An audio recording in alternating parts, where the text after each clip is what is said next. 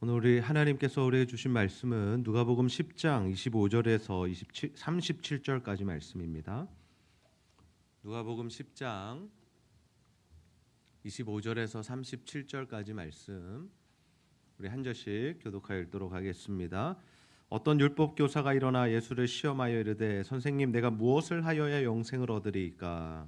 예수께서 이르시되 율법에 무엇이라 기록되었으며 내가 어떻게 읽느냐. 대답하여 이르되 내 마음을 다하며 목숨을 다하며 힘을 다하며 뜻을 다하여 주 너의 하나님을 사랑하고 또한 내 이웃을 내 자신같이 사랑하라 하였나이다. 예수께서 이르시되 내 대답이 옳도다. 이를 행하라 그러면 살리라 하시니. 이 사람이 자기를 옳게 보이려고 예수께 여짜오되 그러면 내 이웃이 누구니까? 예수께서 대답하여 이르시되 어떤 사람이 예루살렘에서 여리고로 내려가다가 강도를 만나매 강도들이 그 옷을 벗기고 때려 거의 죽은 것을 버리고 갔더라. 마침 한 제사장이 그 길로 내려가다가 그를 보고 피하여 지나가고 또 이와 같이 한 레인도 그를 보고 피하여 지나가매 어떤 사마리아 사람은 여행하는 중 거기 이르러 그를 보고 불쌍히 여겨 가까이 가서 기름과 포도주를 그 상처에 붓고 싸매고 자기 짐승에 태워 주막으로 데리고 가서 돌보아 주니라. 그 이튿날 그가 주막 주인에게 데나리온 둘을 내어 주며 이르되 이 사람을 돌보아 주라 비용이 더 들면 내가 돌아올 때 갚으리라 하였으니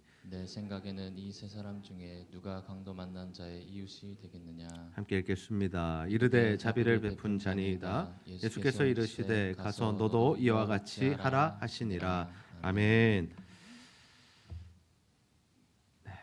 우리가 사랑을 이야기할 때 누군가를 사랑한다는 것이 참 어려운 것을 느끼게 됩니다. 여러분 옆 사람을 사랑하면서 살아가죠. 우리 가족들, 또 이웃들, 만나는 사람들 우리가 사랑하기 원하는데요. 그런데 그 사랑이라는 것 자체가 정말 상대방이 또 어떻게 받아들이는가가 참 중요하죠. 남자와 여자의 사랑이 다르다라고 합니다.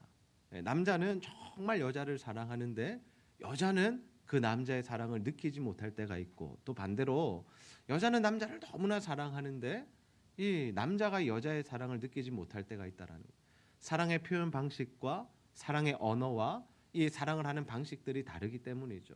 어른과 아이의 사랑도 그런 것 같고요. 또 누구의 사랑이 그러하냐면 세상 사람과 예수 믿는 사람의 사랑이 다르다라는 거예요. 그래서 우리가 무엇을 배워야 하냐면 이 하나님의 말씀을 통해서 하나님의 사랑 방법을 배워야 합니다. 우리가 누구를 사랑하든지 나의 방식대로 사랑하는 것이 아니라 나는 충분히 사랑했는데 왜 저 사람은 사랑을 받지 못했다고 그럴까? 나는 저 사람을 충분히 배려하고 있는데 저 사람은 왜 배려를 받지 못하는 것으로 느낄까? 이렇게 하면서 상대방을 향해서 또 공격을 하는 것이 아니라 정말 나는 하나님의 사랑으로 상대방을 사랑하고 있는가라는 것을 한번 돌아보기 원한다라는 거죠. 우리가 이웃을 어떻게 사랑해야 할까요? 여러분 옆 사람은 어떻게 사랑하고 계십니까? 정말 여러분의 그 사랑으로 옆에 있는 사람들이 정말 얼굴이 밝아지고 회복되고 살아나고 행복을 느끼는 그런 사랑을 하고 계신가요? 옆 사람 한번 쳐다보십시오. 그래 보이십니까? 그렇게 보이세요? 오늘 우리가 살펴볼 본문의 말씀은 선한 사마리아인의 비유입니다. 이 말씀 너무나 우리가 잘 알고 있고요. 저도 여러 번 설교를 했습니다. 근데 이번에 또 묵상하는 가운데 하나님께서 또 특별한 감동들을 주시고 제가 예전에 묵상할 때 또 보지 못했고 느끼지 못했던 말씀들을 알려주셔서 이 말씀을 여러분과 좀 나누기를 원해요. 이 내용은 그렇습니다. 어떤 율법 교사가 예수님 시험하기 위해서 영생에 관한 질문을 합니다. 주님, 어떻게 하면 우리가 영생을 얻을 수 있습니까? 라고 질문합니다. 그러자 주님이 아시죠. 이 사람이 왜 질문하는지 아시잖아요. 그래서 물어보십니다. 율법 교사니까 율법에는 뭐라 되어 있느냐? 그리고 너는 어떻게 정의하고 있니? 그러니까 율법 교사가 너무나도 신이 나죠. 자기가 율법을 잘 알고 있고 이 내용을 정리하고 있으니까 막 신이 나서 이렇게 이야기하는 겁니다. 하나님을 사랑해야 되고 목숨 걸고 사랑해야 되고요. 이웃을 정말 내 몸과 같이 사랑해야 합니다. 신명기에 있는 그 하나님의 사랑과 레위기에 기록된 이웃 사랑에 대해서 종합적으로 딱 자신이 정의해가지고 십계명의 모든 엑기스인 하나님 사랑과 이웃 사랑에 대해서 예수님께 말씀을 드렸단 말이에요. 그러니까 예수님께서 또 뭐라고 말씀하시냐면 이렇게 말씀을 하시는 거예요. 그러면 네가 참 잘했다. 너가 이 말씀을 제대로 알고 있는구나. 칭찬을 하시면서 한마디 더 하시는데요. 10장 28절 말씀 보세요. 10장 28절 말씀 보시면 네 대답이 옳다라고 인정해 주세요. 그 다음에가 중요해요. 주님은요 항상 핵심을 찌르시거든요. 그 핵심 전곡을 찌르시는데 그 전곡이 뭐냐면 이겁니다. 이를 행하라 그리하면 살리라. 너 잘 알지? 그렇지. 너 정말 100점짜리 대답했어. 너 정말 하나님 말씀 잘 알고 있는구나. 야, 너는 정말 하나님의 말씀을 잘 정리하고 있구나. 그런데 이 말씀하시는 거예요. 이를 행하라 그러면 살리라. 그렇게 살아야 돼. 네가 아는 대로 그렇게 실천해. 네가 아는 말씀, 네가 아는 그 지식, 성경에 대한 지식, 그거 실천해야 한다라고 말씀하시는 거예요. 여러분, 우리가 예수를 믿으면서 중요한 게 뭐냐면요, 하나님을 알아감이 중요합니다. 아멘입니까? 하나님을 알아가는 건 뭐냐면 하나님께서 계시해 주시는 거예요. 하나님이 누구신지 알려주시는 거예요. 우리에게 은혜를 베푸시고 말씀이 깨달아지게 하시고 하나님의 말씀을 더 깊이 알아가게 하시고 삶의 현장, 선교와 전도의 현장에서 하나님을 체험케 하시는 은혜들이 있단 말이에요. 그게 하나님을 알아가는 겁니다. 그런데 알아가는 것만 하면 되는 것이 아니라 알면 알수록 어떻게 해야 되는 거예요? 실천하고 살아가고 행동해보고 순종해봐야 된다라는 거예요. 그게 신앙의 성장과 성숙이라는 겁니다. 사람들은 내가 많이 알아, 나 성경 알아, 나 몇 독 했어, 그럼 이게 중요하지 않아요. 나는 이 말씀이 여기까지 다 정리하고 있어, 외우고 있어, 여러분 중요하지 않아요. 뭐가 중요해요? 한 말씀이라도 행하고 순종하고 주의 말씀대로 살아가는 것이 중요하다라는 거예요.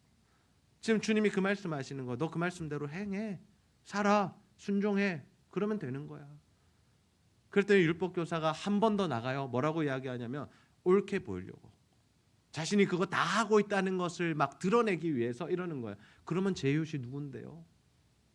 그 속에는 어떤 마음이 있는 거예요? 나 다 하고 있는데요. 나 내 이웃들에게 사랑하고 있고 하나님 사랑하고 율법 지키고 있고요. 나 정말 최선을 다해서 하나님 사랑하고 있는데요. 나는 구원받은 백성인데요. 라고 이야기를 하고 있는 겁니다. 그러자 주님께서 꺼내신 이야기가 뭐냐면 이 선한 사마리아인의 비유입니다. 한 사람이 예루살렘에서 여리고로 가다 강도를 만났답니다. 그 당시 강도들이 많았잖아요. 근데 강도를 만났는데 어때? 옷을 벗기고 때리고 거의 죽게 된 사람을 버려두고 간 거예요. 뭐 다 뺏었겠죠. 다 뺏어가지고 죽게 된 사람 내버려두고 간 겁니다. 자, 그 자리를 3명이 지나가요. 첫 번째 사람이 누구예요? 제사장이 지나가죠. 근데 제사장이 그를 보고 어떻게 했다고 말해요? 말씀에 예수님 뭐라고 표현하세요? 피하여 지나갔다라는 거예요. 접촉하기 싫다는 겁니다. 이게 죽었는지 살았는지도 확인하기 싫고 접촉할 마음이 없다라는 거예요. 두 번째 사람 누굽니까? 레위인. 레위인도 어떻게 해요? 똑같아요. 피하여서 지나갔다. 보긴 봤어요. 그를 봤는데 피하여 지나갔다라고요. 여러분, 이 두 사람이 사실은 그 당시에 종교 지도자들이고 하나님의 일을 하는 사람들이잖아요. 근데 왜 이 사람들이 이런 행동을 했을까요? 여러분은 어떻게 생각하세요? 첫 번째, 무서웠다. 두 번째, 도와주기 귀찮았다. 여러분 뭐라고 생각하십니까?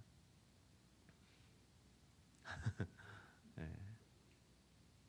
첫 번째, 두 번째 좀 잘 살펴보셔야겠죠. 겁이 많은 사람인지, 아니면 굉장히 좀 나쁜 사람인지. 근데 우리는 그렇게 생각할 수 있는데, 우리 맥락 안에서는 그렇게 생각할 수 있는데, 구약의 맥락을 보면요, 거기에 가깝지 않고 어디에 가깝냐면 이 사람은요, 이들은요 율법을 지키기 위해서 그 일을 하지 않은 겁니다. 자, 구약의 율법에 보면 어떤 내용이 있냐면 이런 내용이 있어요. 하나님의 일을 하는 사람들도 마찬가지고 모든 백성이 마찬가지인데 시체를 만지거나 그들과 접촉되면요, 그 사람들은 어떻게 돼요? 부정해지는 거예요. 그러면 일정 기간 동안 사람들과 접촉하지 못해요. 그러면 하나님의 일을 하는 사람들이, 성소의 일을 하는 사람들이 제사장과 레위인이잖아요. 그래서 옛날에 제사장들은요 가족이 죽어도 장례를 못 가게 했습니다. 가족이 죽어도. 왜? 하나님의 일을 하는 데 있어서 거룩해야 되기 때문에, 정결해야 되기 때문에. 근데 그들은 거기에 얽매여 있었던 거예요. 아, 나는 제사장이지, 나는 레위인이지, 저 사람 만지면 내가 부정해지지, 그러면 내가 하나님 일을 할 수 없지. 그래서 그들이 지나갔을 가능성이 훨씬 더 크다라는 겁니다. 근데 그 다음 사람이 등장해요.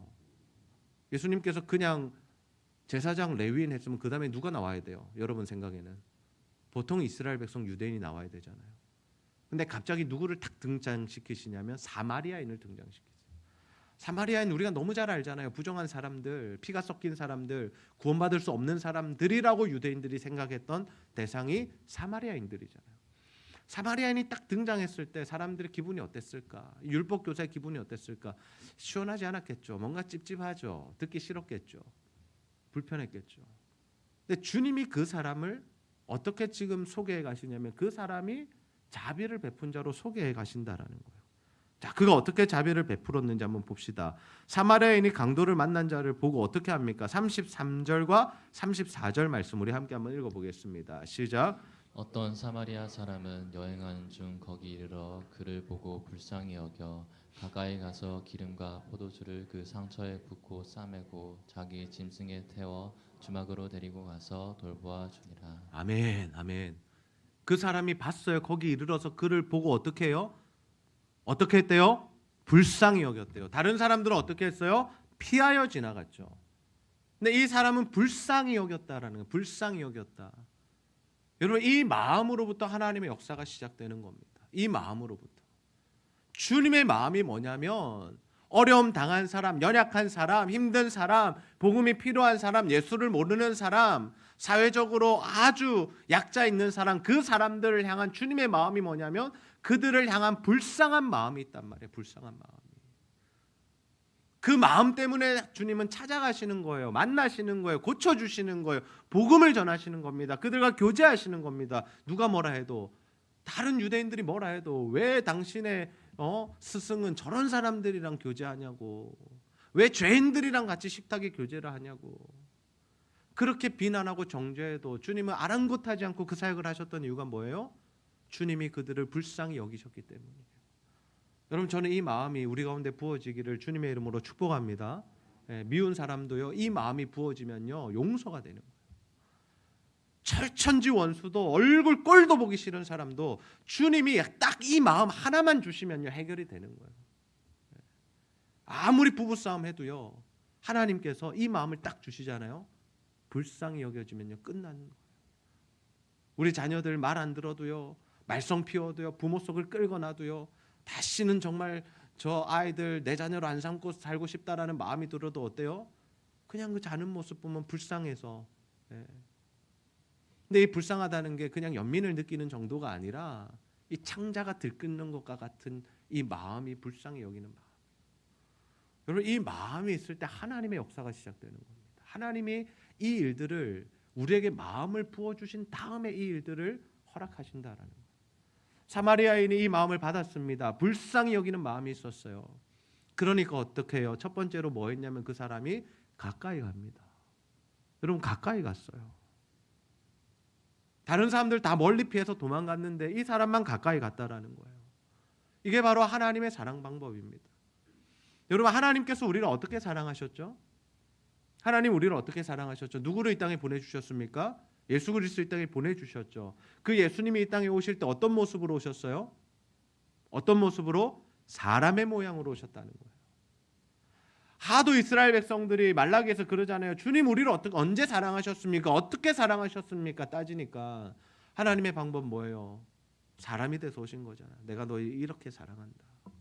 창조주가 피조물이 되는 그 성육신의 사랑, 말로 형용할 수 없는 그 신비로운 사랑, 주님이 하셨다라는 거예요.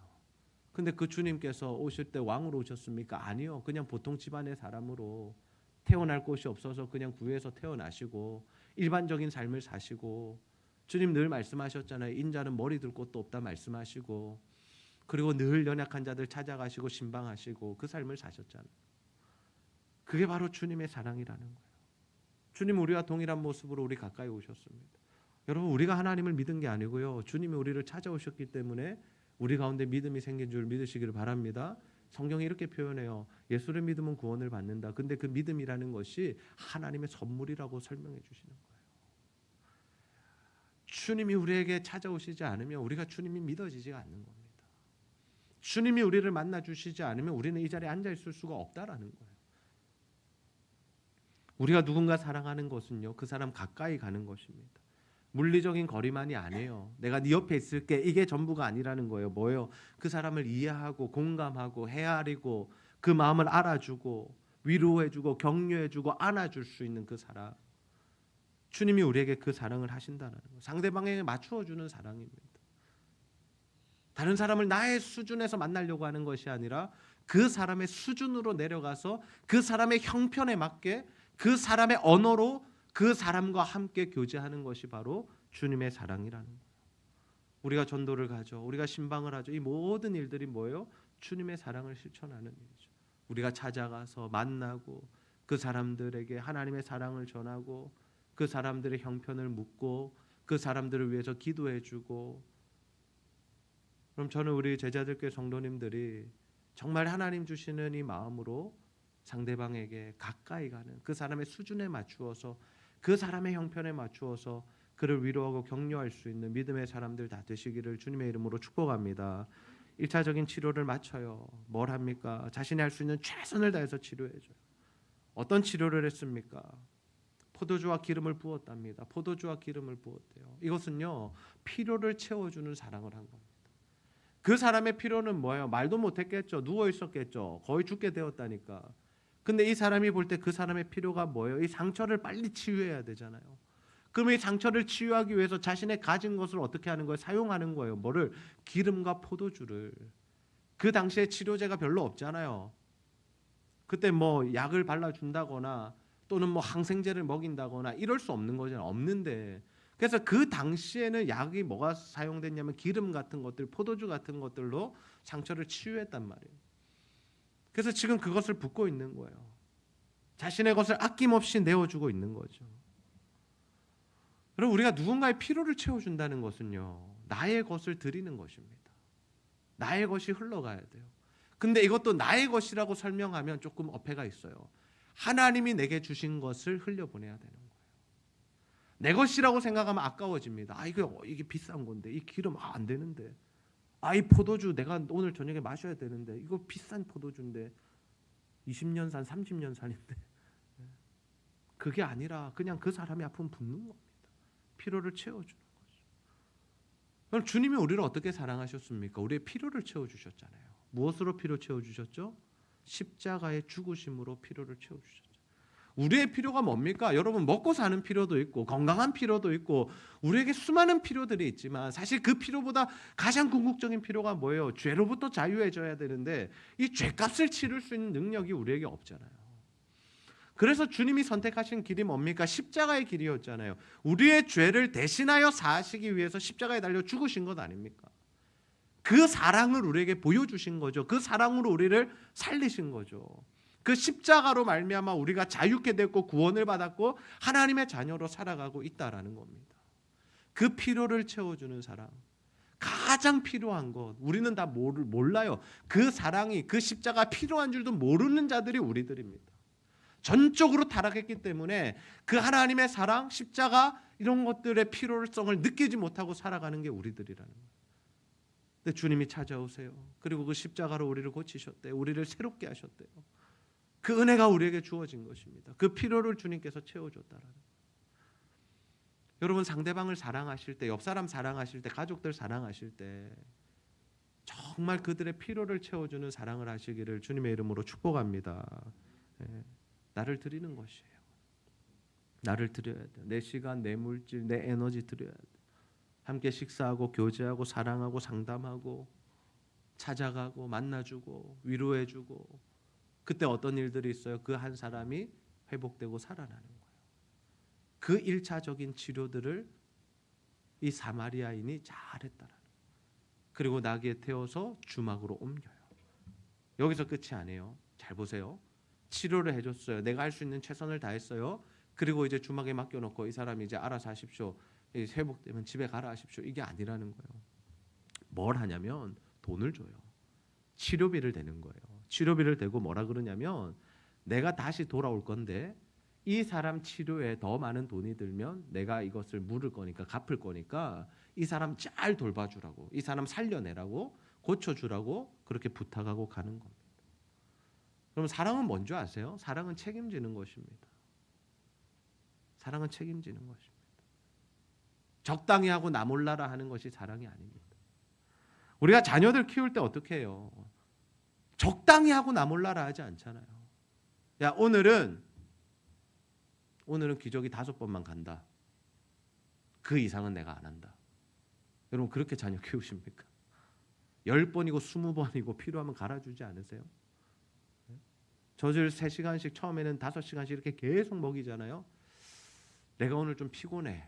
나는 밤에 10시부터 아침 8시까지 자야 되니까 그동안 배고픈 거 너는 어쩔 수 없다. 나는 그까지는 나는 안 한다. 이러고 이제 치우는 겁니까? 아니잖아요. 계속해서 달라는 대로, 요구하는 대로, 우는 대로, 찡얼거리는 대로 안아주고 필요를 채워주고, 그게 한 영혼을 해결해서 책임지는 거죠. 성장하면 어때요? 옷을 사주고 공부를 가르쳐주고 학교를 보내주고 힘든 일 있으면 또 도와주고 성장할 수 있는 계기를 마련해주고. 그럼 주님이 그렇게 우리를 사랑하셨어요. 주님이 우리를 어떻게 사랑하시냐면요, 끝까지 사랑하세요. 끝까지. 주님이 뭐라고 약속하셨는 줄 아세요? 가시면서 하늘로 승천하시면서 내가 너희와 영원토록 끝까지 함께할 거야. 세상 끝날까지 함께할 거야. 주님이 우리가 1년만 함께 하신다고 말씀하시지 않았어요. 내가 네 인생 10년만 책임져 줄게 말씀하시지 않으세요. 내가 세상 끝날까지면 세상 끝날까지. 우리 인생이 다 하고 끝나는 그날까지 주님께서 우리와 함께하고 계신 줄 믿으시기를 바랍니다. 그 말씀 주시고 어떻게 하세요? 성령을 부어주시잖아요. 지금 성령이 우리와 함께하고 계시잖아요. 성령이 하시는 일이 뭐예요? 말씀이 생각나게 하시고 기억나게 하시고 깨닫게 하시고 하나님 말씀대로 살아갈 수 있게 하시고 우리를 위하여 단식하며 간구해 주시고 성령께서 지금도 우리의 인생을 책임지시고 인도해 주시고 결국에는 우리가 구원의 길로 갈 수 있도록 우리를 견인해 주시는 그 사역을 지금 성령 하나님께서 하고 계시다라는 거죠. 마찬가지입니다. 우리가 사람을 사랑할 때 우리의 힘과 능력은 그럴 수 없지만, 한 사람의 인생 전체를 우리가 책임져 줄 수 있는 힘과 능력은 없지만, 나 하나도 살아가기 버겁지만 그럼에도 하나님이 주신 은혜, 그 사랑, 그것으로 다른 이들의 그 삶을 돌아보고 그 사람이 성장할 때까지, 그 사람이 자라날 때까지, 그 사람이 회복될 때까지, 그래서 우리가 끝까지 책임져 주는 사랑이 필요하다라는 거예요. 우리가 새 가족들에게도 마찬가지고요, 우리 가족들에게도 마찬가지고, 복음 전한 사람들에게도 마찬가지예요. 그 사람을 끝까지 사랑해주고 그 사람이 건강하게 자라나서 하나님의 일을 할 수 있도록 양육해 주는 것이 필요하다라는 겁니다. 우리 옆 사람에게 이렇게 한번 인사하겠습니다. 제가 당신을 끝까지 사랑하겠습니다. 저를요? 이러는 분도 계시네요. 예, 예. 우리는 한 교회 공동체고 가족이잖아요. 예. 저를요 하시면 안 돼요. 감사해요 하시면 돼요. 예. 끝까지 사랑하는 거예요. 끝까지. 교회가 하는 일이 그 끝까지 사랑하는 거예요. 끝까지 사랑하는 거. 하나님이 허락하신 그 힘과 능력 안에서 최선을 다해서 끝까지 사랑하는 거. 그럼 저는 행복 목회를 합니다. 행복 목회가 뭐냐면요, 정말 그 하나님께서 부어주시는 은혜와 감격과 하나님의 일하심들을 바라보면서 너무나 기쁘고 행복해서 피로와 스트레스와 아픔과 위기들을 극복하는 그 목회를 저는 행복 목회라고 생각해요. 저에게 스트레스가 없는 건 아니고요, 제가 아프지 않은 것도 아니고요, 굉장히 연약한 몸이고요. 그래서 이제는 축구를 잘 하지 않습니다. 하면 3일 5일이 아프더라고요. 그래서 청년들과 정말 어울리고 싶은데 자주 가지 않습니다. 그리고 무리해서 신방하고 강의 다니고 하면 꼭 힘들어서 또 가서 주사 맞고 오거나 약을 먹기도 하고요. 저도 그렇게 연약한 사람이에요. 그런데 그 연약함을 능가하고 뛰어넘는 하나님의 그 일하심을 보는 기쁨이 있기 때문에 이 사역을 제가 계속해서 해 나간다라는 거죠. 지난주에 참 기쁜 일이 있었어요. 어떤 기쁜 일이 있었냐면, 교회가 지속적으로 복음 전하고 또 관계 맺고 있는 센터에서 한 성도님이 오셨어요. 오늘도 오셨는데 참 우리 교회 성도님들이 전부 다 그 성도님을 기쁨으로 맞이해 주는 거예요. 한 영혼이 온 것에 대해서 목회자만 기쁜 게 아니라, 전도해온 사람만 기쁜 게 아니라 전체가 함께 기뻐할 수 있는 분위기가 이제 우리 교회 안에 생겼다라는 거죠. 누군가는 차로 가서 모시고 오고, 누군가는 연락처를 받아서 또 딸에게 연락을 해주고, 누군가는 또 함께 식사를 같이 하고, 또 누군가는 앞으로 새 가족 양육을 해주실 거고. 여러분, 하나님이 원하시는 일들이 이런 일들이라는 거예요. 교회 공동체 한 영혼이 들어왔을 때 이 사람이 정말 회복되고 살아날 수 있도록 우리가 함께 힘을 합쳐서 그 사람을 도와주는 것, 그 사람이 주의 사람으로 살아갈 수 있도록 힘을 보태어주는 것이 우리 교회가 해야 할 사랑인 줄로 믿습니다. 교회 와서 외로운 사람이 있으면 안 되는 거예요. 손 한번 들어보세요. 목사님, 저는 이 교회 왔는데 외롭습니다. 손 한번 들어보세요. 제가 사람을 붙여드리겠습니다. 외로우시면 안 돼요. 외롭자고 온 게 아니잖아요. 교회는 물론 우리가 하나님 보고 왔고 예배드리고 하나님의 살아계심을 느끼는 곳이 공동체의 교회지만, 그러나 하나님께서 우리에게 허락하시는 은혜는 뭐냐면 함께 신앙생활하는 사람들과 한 몸 되어 하나님의 나라를 이루어갈 수 있는 그 복을 우리에게 허락해 주셨다라는 거예요. 우리가 이렇게 복음을 전하고 한 영혼을 케어하고 끝까지 그들을 사랑하고 지켜주는 이유가 무엇입니까? 그것이 바로 하나님의 마음이기 때문이에요. 우리가 그런 사랑을 받았기 때문이고, 하나님 여전히 우리를 그렇게 사랑하고 계시고 앞으로도 우리를 그렇게 사랑하실 것이기 때문에, 그 사랑을 받은 우리가, 그 사랑을 깨달은 우리가 다른 이들을 그렇게 사랑하고 섬겨주는 것이다라는 거죠. 우리가 완전하고 완벽하고 우리는 다 알고 우리는 신앙이 좋아서 그렇게 하는 것이 아닙니다. 나도 새 가족이지만, 나도 교회 온 지 얼마 되지 않았지만 그 하나님의 사랑을 받다 보면 나도 누군가를 사랑해야지, 나도 누군가를 도와줘야지, 나도 누군가를 케어해줘야지, 이런 마음들이 생긴다라는 거예요. 신방할 때 나도 같이 갑시다, 제가 저 사람 위해서 기도할게요, 제가 저 사람 밥 한번 사줄게요, 이런 일들이 계속해서 지금 일어나고 있다라는 거예요. 의아한 일이 있습니다. 제가 어릴 때, 아주 어릴 때 일이어서 저는 기억나지 않습니다만, 제가 어릴 때 기저귀 찼을 때 누가 제 기저귀를 갈았다는 제가 이야기를 듣게 되냐면, 김진영 집사님이 제 기저귀를 갈았다는 이야기를 듣게 됩니다. 3살 차이거든요. 여러분, 대여섯 살짜리 아이가 2-3살짜리 아이의 기저귀를 간다는 거 한번 생각해 보셨어요? 모르겠습니다. 제대로 갈았을까요? 자세히는 모르겠지만, 여러분, 그런 거예요. 꼭 성인이 되어야만, 우리가 꼭 셀리더가 되어야만, 우리가 신앙생활 오래 해야만, 30년, 40년, 50년 해야만 하나님의 일을 감당하는 것이 아니라는 거예요. 예수 믿은 지 얼마 안 되었어도 하나님을 감당할 수 있고요, 우리가 교회 온 지 얼마 안 되었어도 주의 일을 감당할 수 있다는 거예요. 저는 우리 교회가 정말 그런 하나님의 마음을 받아서 하나님이 원하시는 일들을 함께 감당해가는 복된 공동체 되기를 주님의 이름으로 축복합니다. 한 영혼이 정착하려면요, 정말 많은 사람의 수고와 헌신이 필요해요. 많은 사람들이 섬겨줘야 돼요. 외롭지 않게 해야 돼요. 사랑받아야 됩니다. 그 일들을 우리가 함께 나가는 거죠. 예수님 율법 교사에게 이렇게 말씀하세요. 누가 강도 만난 자 이웃이냐? 제사장이냐, 레위인이냐, 사마리아인이냐 물으세요. 그러니까 이 사람이 부끄러워하면서 이렇게 대답해요. 사마리아인입니다는 말은 못해요. 자존심 때문에. 뭐라고 이야기하냐면 마지못해서 자비를 베푼 자입니다 라고 이야기해요. 그때 주님의 묵직한 한마디 뭐예요? 가서 너도 이와 같이 하라. 가서 너도 이와 같이 하라. 여러분, 이 말씀 오늘 우리에게 주시는 말씀으로 받기를 주님의 이름으로 축복합니다. 가서 여러분도 이와 같이 하십시오. 가서 여러분도 이와 같이 하십시오. 여러분의 가족들을 사랑하는 일, 여러분의 직장 동료들을 사랑하는 일, 이 지역에 죽어가는 영혼들을 위해서 전도하고 사랑하는 일, 하나님께서 기독케 하시고 감동 주시는 사람들을 위해서 기도하고 헌신하고 물질을 흘려보내는 그 일, 여러분 가서 이렇게 하시기를 바라요. 가서 이렇게 하시기를 바라요.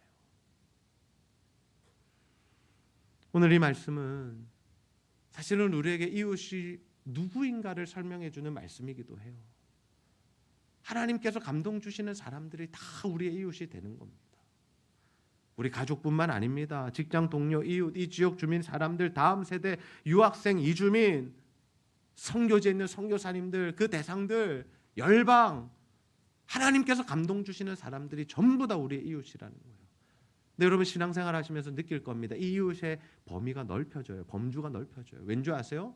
우리가 성장하기 때문이에요. 여전히 내 가족만 사랑하고 있다면 그 사람 성장하지 않는 겁니다.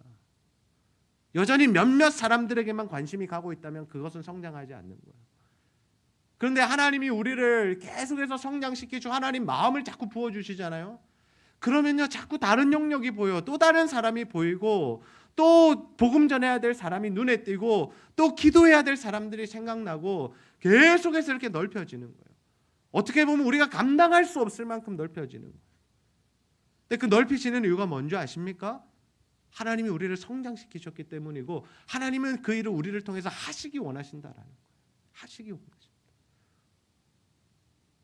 저는 하나님께서 여러분을 성장시키셔서 계속해서 이웃의 범주와 범위가 넓혀지는 은혜가 있기를 주님의 이름으로 축복합니다. 아, 목사님 부담스러워요. 제가 어디까지 해야 됩니까? 어디까지가 어디 있습니까? 하나님이 영원하시고 무한하신데요. 그냥 우리는 함께 가는 거야. 함께. 주님이 원하시는 자리에 주님이 원하시는 사람들 만나고 그들 위해서 기도해주고 나에게 무언가가 있다면 좀 나눠줄 수 있고 또 함께 할 수 있고 사랑과 은혜를 흘려보낼 수 있고. 왜요? 내 것이 아니니까 하나님의 것이니까. 그리고 이웃을 어떻게 사랑하는지를 우리에게 알려주는 말씀이죠. 어떻게 사랑하셔야 돼요? 긍휼한 마음으로부터 시작됩니다. 여러분 그 마음이 없다면 주님께 그 마음을 부어달라고 기도하십시오. 내가 누군가를 바라보는데 전혀 관심이 가지 않는다면 긍휼한 마음을 부어달라고 기도하세요. 누군가를 바라보는데 아직까지 미움의 감정이 있다라면 긍휼한 마음을 부어달라고 기도하세요. 누군가를 바라보는데 다시는 얼굴 보고 싶지 않다, 꼴 보기 싫다라는 사람들이 아직까지 존재한다라면 하나님 앞에 그 마음을 놓고 기도하십시오. 하나님, 나에게 주님이 주시는 그 긍휼한 마음이 부족합니다. 하나님 더 부어주십시오. 더 부어주십시오. 더 부어주십시오.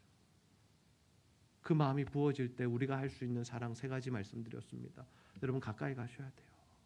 모른 체 하지 마세요. 감동 주시면요 즉각적으로 가까이 가세요. 살펴보세요. 기도의 제목을 물으시고 형편을 물어보시고 어떤 일 때문에 아파하는지를 물어보시고, 2번째 그의 필요를 채워주세요. 모든 것 해결해 줄 수 없습니다. 그러나 해결하시는 분 하나님이시니까 기도부터 시작하시고 내가 할 수 있는 일부터 실천하시고 밥 한 끼 사주는 거, 커피 한 잔 사주는 거, 그것부터 시작하시면 됩니다. 3번째 어떻게 하셔야? 끝까지 사랑하십시오. 그 사람이 성장하여 동력자 되어 함께 하나님의 일을 감당할 수 있을 때까지 여러분 양육하셔야 돼요. 돌아보셔야 돼요. 돌봐주셔야 돼요. 점검해 주셔야 돼요. 저는 이런 사랑이 우리를 통해서 계속해서 흘러가서 정말 우리를 통해서 하나님께서 한 영혼을 살리실 뿐만 아니라 그 영혼을 세우시고 키우시고 양육시키셔서 하나님 나라의 일에 감당케 하시고, 그래서 우리 교회 안에 계속해서 이 하나님이 원하시는 일들이 일어나서 하나님께 영광 올려드리는 그런 복된 교회가 되기를 주님의 이름으로 축복합니다.